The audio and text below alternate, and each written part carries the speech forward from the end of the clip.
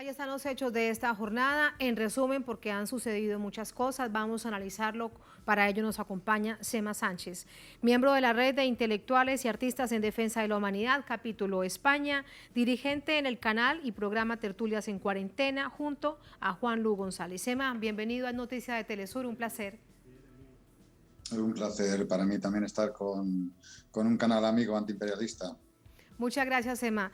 Ya vamos a entrar con el análisis. Nos acompaña en este mismo momento Daniel Seizo, sociólogo, periodista, militante del Comité Galego de Solidaridad Internacional Mar de Lunes. Daniel, bienvenido, muy buenas noches. Gracias por acompañarnos.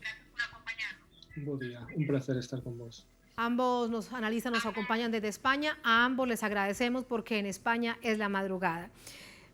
Para ambos, esta primera pregunta, Sema, ¿qué hecho percibes que ha marcado la decisión del presidente Putin de comenzar esta acción militar? Bueno, yo creo que hay una concatenación de hechos en realidad, porque la presión era una especie de profecía autocumplida en la que se iba poniendo todos los elementos para que efectivamente no tuvieran más remedio por propia supervivencia de salir adelante. Lo que es la Federación Rusa, pero sí que creo que si pudiera decir o saltar un hecho, el detonante último en el que ya no hay más remedio, en el que todo el Consejo de Seguridad en pleno decide que sí, que hay que tirar para adelante con ello y la Duma lo aprueba, es a partir del momento en que se habla de poner bombas nucleares, o sea, no solo ya entrar la OTAN en Ucrania, sino poner allí misiles balísticos nucleares. A partir de ahí yo creo que ya no hay vuelta atrás y ya resuelve absolutamente la Federación Rusa que con esta gente no se puede entrar en diplomacia, sino que hay que entrar en una especie de pulso, de tour de force para decir, a ver, hasta aquí llegamos. Daniel, tu opinión con respecto a ello, ¿cuál crees que ha sido el detonante de esta situación, de esta decisión que toma el presidente Putin? Comparto lo que ha explicado Chema. Rusia no se puede permitir que se instalen armas nucleares a escasos 5 minutos de Moscú. Y como hemos visto, todos los países que anteriormente formaban parte del Pacto de Varsovia poco a poco han entrado en la OTAN y han empezado a convertirse en amenazas para la propia Rusia. Aparte de esto, los acuerdos de Minsk han sido totalmente violados por Ucrania en repetidas ocasiones y ante las últimas negociaciones de Rusia para evitar que se escalara en este conflicto, pues la respuesta del gobierno de Zelensky ha sido bombardear a las repúblicas de Donbass. Entonces creo que Rusia simplemente se ha visto obligada a tomar esta decisión y aplicar un castigo militar. Sí, nos hablabas de los acuerdos de Minsk, por allí de una vez les pregunto, ¿crees que la no aplicación o la violación sistemática de los acuerdos de Minsk de 2014 y el año 2015 fue intencional, Daniel? Sí, desde un primer momento el gobierno ucraniano no ha cumplido para nada esos acuerdos. Se ha negado en todo momento a pagar las pensiones de los trabajadores del Donbass. No se han podido pagar tampoco los salarios de los funcionarios. Los intercambios que se hacían de prisioneros eran totalmente hechos de una forma fraudulenta, incluso llevando operaciones por parte del ejército ucraniano para detener a personas y hacerlas pasar por combatientes. Y se ha utilizado, este es el punto más grave desde un primer momento, armamento pesado contra las repúblicas del Donbass. Por tanto, creo que en ningún momento ha existido el interés de cumplir estos acuerdos por parte de Ucrania, probablemente empujado por sus socios de la Unión Europea y Estados Unidos. Ese es un punto clave. ¿Quién estaría detrás, Sema, te lo pregunto a ti, de no haber avanzado en los acuerdos de Minsk? ¿Quiénes eran los más interesados? ¿Quiénes ganaban en la no aplicación de los acuerdos de Minsk para haber llegado a este punto, a este espacio, a este lugar? Aunque la gente que hace de presión y que fuerza al gobierno de Minsk pudiera parecer que es Europa, para Europa es realmente especie de ponerse una soga al cuello de ellos mismos. Cualquiera de los bloqueos económicos, de los desacuerdos, de estas rupturas que están provocando, a quien más perjudica es a Europa económicamente y probablemente socialmente, porque estas presiones van a provocar un aumento en una situación de crisis brutal también económica en Europa. Entonces, el realmente beneficiado de todo esto, o que pretende ser beneficiado, es efectivamente Estados Unidos, que es al que obedecen y el que realmente tiene la soberanía sobre una Europa que ya hace mucho tiempo que la perdió totalmente y que, bueno, pues ya no es porque veamos a Victoria Nuland allí repartiendo prebendas, ni porque veamos porque el hijo de Biden esté en una empresa importante de gas allí, sino si realmente llega más lejos. La situación está en que la pérdida de soberanía de los estados europeos es que siempre tienen que llamar a ver qué política exterior le marca el presidente de turno de Estados Unidos. Pero uno siempre se sigue preguntando ¿por qué? ¿Por qué sucede esto? Europa puede tener una política exterior e interior también, si hablamos del bloque y cada uno de los 27, soberana, independiente, no depender del gobierno de Estados Unidos. La OTAN está realmente en Europa, no en Estados Unidos. La situación del gas y de la electricidad para ustedes, los españoles, por ejemplo, es crítica. No sé de dónde van a sacar ustedes para pagar tan altos costos del gas y de la electricidad, y ahora sucede esto teniendo en cuenta que Rusia es fundamental para la entrega de petróleo y gas a Europa, en particular a Alemania. Sí, pero es que actuamos como colonias, como protectorados. Nunca nos preocupamos, o sea, las oligarquías que están al servicio de este imperialismo, lo que menos les preocupa son los resultados para los pueblos, y actúan como tales, con las órdenes del imperio, sabiendo que a ellos personalmente, a esas oligarquías, pues las van a compensar y que son los pueblos los que vamos a pagar la factura de todo este daño, ¿no? Entonces, la Europa que todos oímos no es una Europa de los pueblos, es una Europa de las oligarquías con lobbies financieros y lobbies armamentísticos que funcionan aquí y totalmente al servicio de esos intereses de Estados Unidos y de todas sus oligarquías lacayas locales, ¿no? Es así, ¿no? Y realmente además es así desde prácticamente la Segunda Guerra Mundial. El motor de Europa, que decían que era Alemania, está realmente supeditado a los intereses de Estados Unidos desde el principio. No en vano tienen ahí más bases militares americanas que en ningún otro lugar de Europa, ¿no? Entonces, a partir de ahí ya puedes empezar a pensar por qué sucede lo que sucede. Claro está. Y lo que sí que yo quiero decir o apuntar antes de nada es que aquí hay una situación de enfrentamiento a la que tienen que tomar todos los países del eje antiimperialista posición a favor de Rusia, porque en realidad lo que estamos viendo es que de por fin alguien se levanta dignamente contra el imperio. Y no me refiero a las resistencias que son dignas de todos los pueblos que están resistiendo, sino en este caso se levanta para decirle no, doy yo el paso adelante y me enfrento a ti. Es como que me enfrento al matón global que se ha convertido este imperio desde su nacimiento prácticamente. Pero mira cómo son las situaciones, cómo es esta retórica, cómo es la narrativa desde esa llamada diplomacia de distintos gobiernos de Occidente y por supuesto de los medios de comunicación. Daniel, iba esta pregunta para ti. ¿El malvado agresor es el presidente ruso, el presidente Putin? Para nada, yo creo que el presidente Putin, Rusia, simplemente está reaccionando a una guerra que, como estáis comentando, se da por los intereses de Estados Unidos.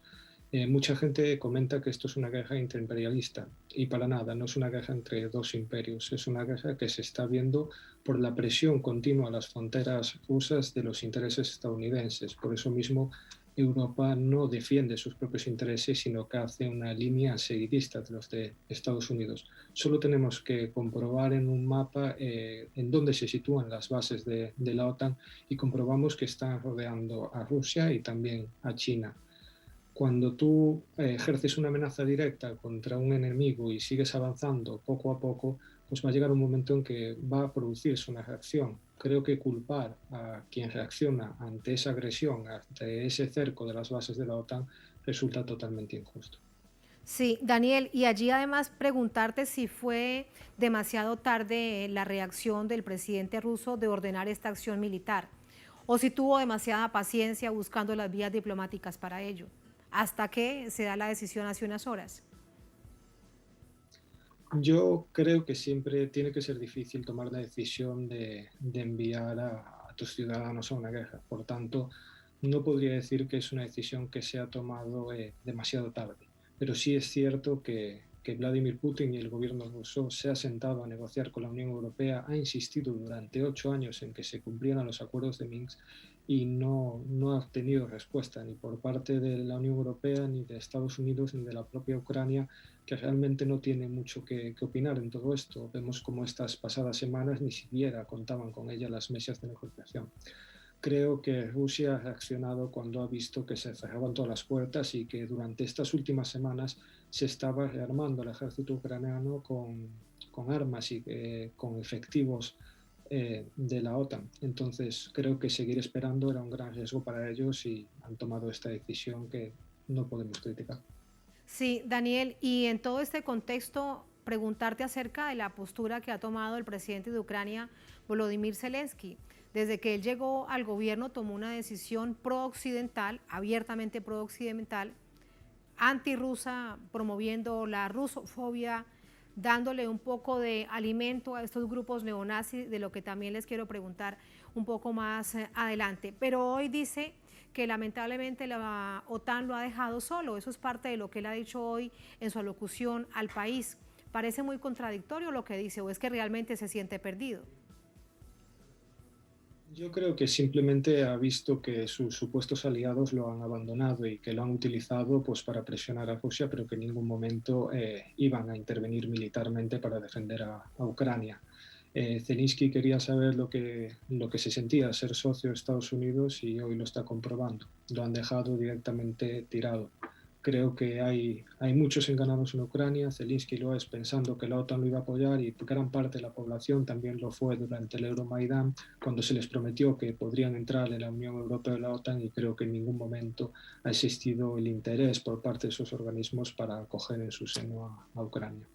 Una pregunta tal vez un poco especulativa para ti, Shemas, y si crees que este escenario dará para que el gobierno y el presidente Zelensky ingrese definitivamente a la OTAN. Bueno, no solo lo dudo, sino que creo que ese paso no se van a atrever a hacerlo directamente. Ya no Zelensky, que está a las instrucciones que le den, sino realmente la OTAN tiene primero que provocar un conflicto directo y no creo que tal como está la posición ahora mismo de Rusia se atrevan. Directamente lo veo poco factible. Sí que puede haber pues una situación de presión, de conflicto, de focos de terrorismo, incluso, que ya sabes que el imperio se dedica a financiarlo, lo hizo en Siria, lo hace en muchos sitios, o atentados de falsa bandera, pero realmente no creo que habrá una guerra mediática brutal, eso ya lo sabemos, y tenemos que aplicarnos el cuento de que esto que ya sabemos que funciona, con qué carácter funciona el imperialismo de Estados Unidos, pues lo tengamos en cuenta a la hora de analizar las noticias y lo que está sucediendo. Insisto en que estamos hablando de un enfrentamiento de un pueblo digno como el de Rusia, una víctima de una agresión constante desde hace 8 años en Ucrania, con un golpe de Estado que llevó al poder a la institución que hay ahora. Se dice democrática, pero en realidad es una institución absolutamente funcional al imperialismo de Europa, que es parte de ese imperialismo. Entonces yo creo que realmente no veo una presencia de la OTAN ahí cercana, porque precisamente lo que ha hecho Putin con este paso de autodefensa es realmente decir, bueno, tengo que dar el paso yo para que sepáis que estoy dispuesto a todo antes de que metáis aquí misiles a 5 minutos de mi casa.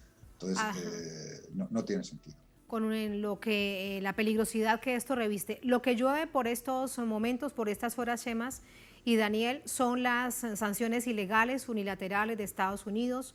Lo vimos esta tarde del presidente Biden, así que quiero recordar una partecita de cómo lo decía el presidente de Estados Unidos para preguntarles a ustedes su opinión. La agresión de Putin contra Ucrania terminará costándole muy caro a Rusia, económica y estratégicamente. Nos aseguraremos de eso. Putin será un paria en el escenario internacional. Dice el presidente de Estados Unidos, Joe Biden, tenemos siempre a Siria en mente.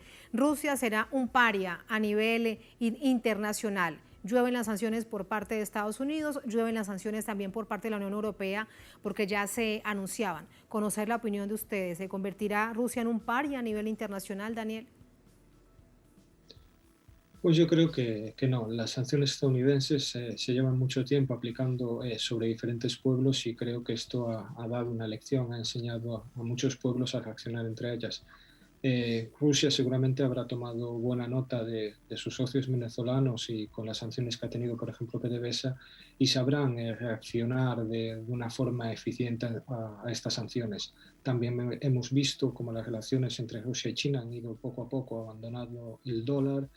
Y quizás si las cosas continúan así, si Estados Unidos intenta imponer continuamente su dominio económico sobre otros países, lo que va a conseguir es que esos países dejen esa estructura, este sistema económico y creen uno paralelo. Puede que lo que consiga Washington con esto es poco a poco seguir sumando clavos a su propio ataúd.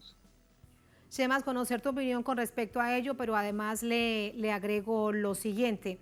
El presidente Vladimir Putin se reunía en las últimas horas con sectores empresariales que resultan fundamentales en este momento. Rusia tiene toda la capacidad, siempre hablamos de Rusia como una potencia de carácter militar, pero se mantiene la satanización porque es así desde hace tantas décadas que Rusia es un país comunista. Hoy más lejos está de ello, pero sigue siendo esto, ¿no? En esa misma retórica internacional. Mira, en realidad en este momento creo que llegó a tiempo, y ya lo sabían, y ya lo tendrían previsto, ese acuerdo con China mucho más fuerte, ese acuerdo también militar con sus socios en la región. Esto estará enseñando también este abandono mismo que hemos visto de la OTAN, y ese parón que le ha hecho Putin le estará dando una lección al resto de repúblicas soviéticas exsoviéticas que bueno, pues que verán que realmente sí que tiene una fortaleza la Federación Rusa como para frenar a la OTAN, y por tanto tampoco se podrán ver tan claramente protegidas por la OTAN. Y yo realmente creo que lo del paria sería si la comunidad internacional fuera masivamente a favor de Estados Unidos, pero creo que se le están cayendo muchos palos del sombrajo. Yo en este momento veo realmente que empieza a haber una comunidad antiimperialista importante, sobre todo en esa región,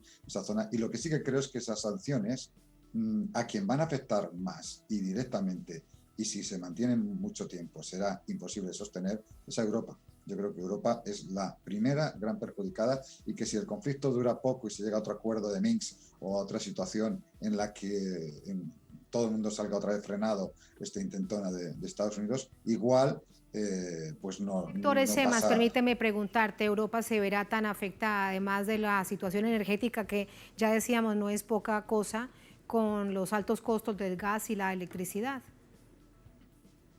Sí, pero se verá afectada porque además quien se lo vende, de nuevo, no es un aliado que le dice te lo voy a vender a bajo precio, como sí hacía Rusia precisamente con Ucrania, que es, como nos lo comentaban hoy precisamente un periodista de allí de la zona, que bueno, se había ahorrado 250.000 millones en este tiempo que ha estado como república, como Ucrania, como independiente, y resulta que es porque hay un acuerdo especial con el tema de la energía con Rusia. Pero claro, ahora mismo a nuestros socios no son de ese calado ni de ese talante. Lo que están haciendo ellos es vendiéndonos más caro el gas, pero mucho más caro de lo que no solo de lo que tendríamos con Rusia, sino más caro del precio normal, porque saben la necesidad. Entonces, es decir, estamos hablando con unos malos aliados, malos amigos y malos compañeros de viaje. Así que Rusia además el talante de Rusia lo hemos visto en las mismas decisiones que se han tomado estos días, con esa presencia de esa reunión importante del Comité de Seguridad que se reúne con Putin para tomar la decisión, y como vemos todos, como esa reunión se hace incluso pública y transparente, y luego a la hora de tomar la decisión se dan unas explicaciones pues bastante más lógicas, claras y coherentes y basadas en los hechos históricos que han ocurrido. En cambio, no nos han dicho estas cosas nuestros gobernantes aquí respecto a este conflicto. Nos han llenado de mentiras que todos sabemos. Bueno, lo sabemos todos los que estamos al corriente de los desmanes del imperialismo. De todo este contexto me quedan unos minutos para preguntarles acerca de algo que ya también les planteaba Semas y Daniel y tiene que ver con los grupos neonazis, que no nacieron ahora, nacieron o por lo menos se hicieron visibles después del golpe de Estado del presidente Yanukovych. ¿Cómo se configuran en este contexto, en este panorama, Daniel? Pues realmente el nacionalismo ucraniano viene creado desde casi la Primera Guerra Mundial y siempre fomentado para intentar debilitar a Rusia. Durante el Euromaidán, pues este nacionalismo se vuelca totalmente a grupos de extrema derecha que son los que realmente avivan la violencia, las protestas, y a partir de ahí pues tienen un peso quizá no tan mayoritario en el Parlamento ucraniano, pero sí totalmente fuerte a la hora de marcar la política del país. Considero que todos los desmanes que han tenido lugar en el Donbass con estos grupos como el Batallón Azov y los que se podrán ver seguramente estos días porque son totalmente fuerzas incontroladas, deben ponérsele fin, y creo que Rusia en ese sentido ha dejado claro que no va a permitir que no haya justicia con estos grupos, y probablemente esta sea una de las mejores noticias de toda esta operación militar. No podemos permitir que el fascismo vuelva a Europa, no podemos permitir que estos grupos incontrolados sigan entrenando a otros grupos de extrema derecha de toda Europa en su país, y debemos ponerle fin. Y hasta ahora la Unión Europea y Washington en ningún momento ha pretendido hacer eso. Pues es que de eso realmente no han dicho absolutamente nada, solamente las denuncias que se registran desde Donetsk y de Lugansk acerca de los desmanes, amenazas, asesinatos, quemar a personas, etcétera, etcétera. Eso es lo que hemos visto, pero al respecto no hay una postura por parte de la Unión Europea, la OTAN ni Estados Unidos. Semas. No, pero es que además, aunque en el histórico de las sesiones del Parlamento Europeo sí que han habido algunos parlamentarios que excepcionalmente iban advirtiendo y diciendo que vamos a ver, que estamos apoyando un golpe con nazis directamente, o sea, por de hecho se les llama ucronazis a todos aquellos que movió esta gente, y realmente la simbología, la puesta en valor de Stepan Bandera, que era un miembro absolutamente fascista y nazi. Realmente estamos hablando de algo que es muy evidente, muy obvio, pero que ya sabemos cómo es la narrativa y la negativa de esa realidad de esta gente, ¿no? Que realmente da igual lo obvio que sea, van a seguir llamando a Venezuela, por muy buena que sea su democracia y garantista, le llamarán dictadura, y en cambio llamarán a Colombia una democracia casi perfecta para sus intereses, claro. El asunto ahora es cómo desmontar estos grupos con tanto dinero que se les ha entregado desde el exterior y con un presidente que los acompaña y los aupa. Bueno, los dineros que han llegado desde el exterior a esta gente han llegado para dominarlos unos pocos. Estos seguirán corriendo y con sus dineros además a buen recaudo. Yo creo que el desmontaje, o sea, el poder que tiene incluso financiero, esas partes, se desmonta en cuanto el pueblo, bueno, pues vuelvan a generarse unas nuevas.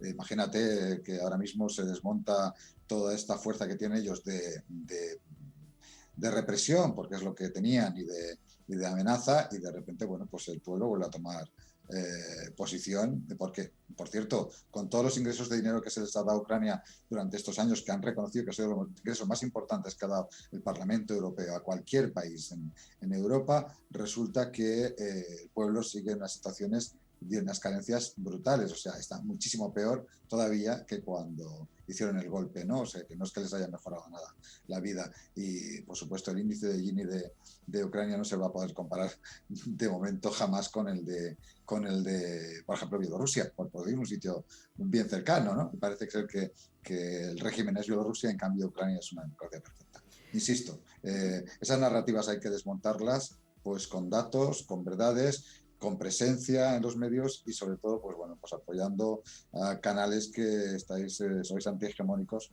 como vosotros, como RT y como otros, que tenemos que hacer una conexión más permanente. Y desde el punto de vista judicial, incluso, Daniel, te pregunto, la manera de realmente quebrar estos grupos, que desaparezcan después de tanto daño que han hecho. Con un punto, además, te pregunto un poco más, ya para terminar, que nos decías, grupos que entrenan a otros grupos en Europa, ¿en qué partes? Pues de la vía legal tendrá que venir después, precisamente que acabe esta operación militar. Considero que Rusia podrá tener la capacidad para juzgarlos. Creo que no lo hará como combatientes, porque realmente no pertenecen a un ejército, sino que son milicias totalmente extremistas y dedicadas a intentar llevar a cabo un genocidio contra las repúblicas del Donbass. Y eso tendremos que verlo según pase el tiempo. Probablemente los medios de comunicación occidentales nos venderán el relato de que las tropas de extrema derecha pues son pobres inocentes y que esos juicios que puede llevar a cabo Rusia no tienen ningún tipo de sentido.